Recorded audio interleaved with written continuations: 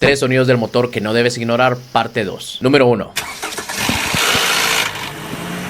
Si escuchas este sonido que es como un traqueteo metálico en los primeros segundos cuando enciendes el motor y después se quita, el problema es la válvula BBT. Esta es la encargada de controlar el tiempo de apertura y cierre de válvulas usando presión de aceite, y esto lo hace para optimizar potencia. Pero cuando esta válvula falla o está tapada debido al aceite sucio, las piezas del actuador no se llenan de aceite y topan entre sí provocando ese sonido. Y la solución acá es sacarlo y limpiarlo. Es bien fácil. Siempre está ubicado en la culata del motor, justo acá. La limpiamos y la volvemos a poner, y si el ruido sigue, pues debemos cambiarla. Número 2.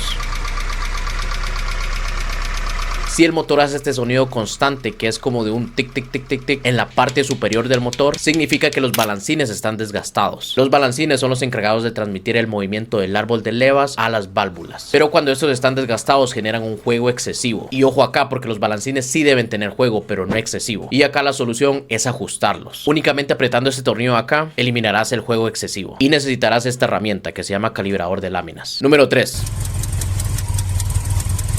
Si el motor tiembla y se escucha irregular como en el del video, significa que una bobina de encendido está dañada. La bobina es la encargada de transmitir electricidad a la bujía, para así crear la chispa que provoca la detonación. Pero cuando una bobina está defectuosa, no manda la electricidad necesaria. Entonces ese cilindro deja de funcionar. Y es por eso que se escucha irregular, porque un cilindro no está funcionando. Y para confirmarlo, vamos a ir levantando las bobinas una por una. Cuando levantes una buena, el motor se debilitará aún más. Y cuando levantes la dañada, no pasará nada, porque esa es la bobina dañada y debes cambiarla. Comenta si quieres parte 3 y sígueme para más videos así.